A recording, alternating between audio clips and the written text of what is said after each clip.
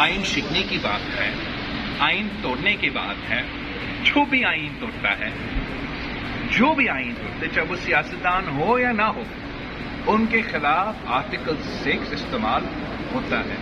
जो अप्रैल 3 के रात पे, अप्रैल 3 2022 के रात से लेके अप्रैल 9-10 के रात के दरमियान और फिर उसके बाद जो कदम पीटीआई ने उठाए हैं, जो पीटीआई का सदर ने उठाया है, जो पीटीआई का वजीर आजम ने उठाया था, जो पीटीआई का डेप्यूटी स्पीकर ने उठाया था, और जो आज तक पीटीआई का गवर्नर पंजाब कर रहा है, ये आइन का खिलाफ वर्जी हो रहा है, आइन शिकनी किया जा रहा है। और पाकिस्तान पीपल्स पार्टी का मौक़िफ़ ये है कि इसके एक हाई पावर पार्लिमानी कमेटी, पार्लिमानी कमीशन बनना चाहिए जो पूरी तहकीकात हो कि पाकिस्तान के आइन के साथ खेल खेला गया है, जमहूरियत के साथ खेल किया गया है, इस साजिश में कौन कौन मुलव्वस है और उनके खिलाफ क्या कानूनी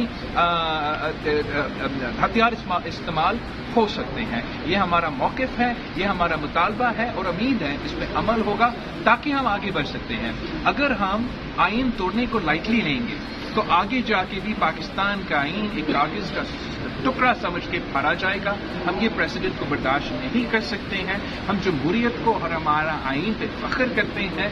आइन अमानत है भुट्टो शहीद का, और जो भी पाकिस्तान की आइन के साथ टकराएगा वो पाकिस्तान पीपल्स बिलावल साहब अमेरिका जा रहे हैं तो वहाँ पर क्या बातचीत होगी, और साथ ही पाकिस्तान में एनर्जी क्राइसिस बहुत ज़्यादा है।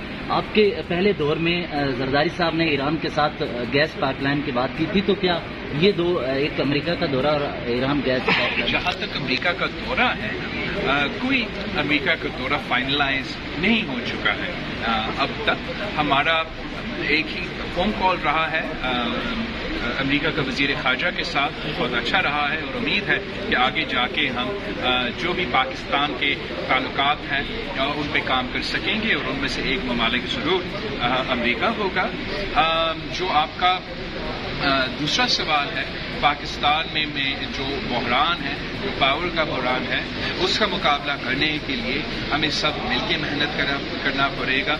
पिछले 10 सालों में जो काम पीपल्स पार्टी और नून लीग ने इस मुल्क को अंधेरों से निकालने के लिए किया है वो आपके सामने है। हमने सीपैक की बुनियाद रखा, सीपैक के थ्रू मुल्क भर में पावर प्रोजेक्ट्स का जाल बचाया और काफी हद तक लोड शेडिंग पे काबू कर चुके हैं। अब ऐसे क्या हुआ पिछले 3 सालों में, क्या नालायकी, क्या नाकामी, क्या क्रिमिनल नेग्लिजेंस किया गया कि हम अब अप्रैल और मई के महीने में भी बदतरीन लोड शेडिंग का मुकाबला कर रहे हैं। हमारा उम्मीद है कि नया हुकूमत का जो मनसूबाबंदी है, जो प्लान है, वो फेजेस में हमें उस पॉइंट पे वापस ले जा सकेंगे जो हम इस तब्दीली के नाम पे तबाही करवाया गया। उससे पहले के जो नतीजा था, जो पॉइंट था जहां ना लोड शेडिंग का मसला था और आगे का एक मनसूबा नजर आ रहा था, हम उस जगह पे वापस जाना चाहेंगे। और इस वक्त बहुत मुश्किलात का सामना है। अप्रैल और मई के महीने हैं, हमारा सिंध सूबा में पूरा दुनिया भर का सबसे बदतरीन जो मौसम है, जो सबसे ज्यादा गर्मी है, वो जेकबाद और दादू का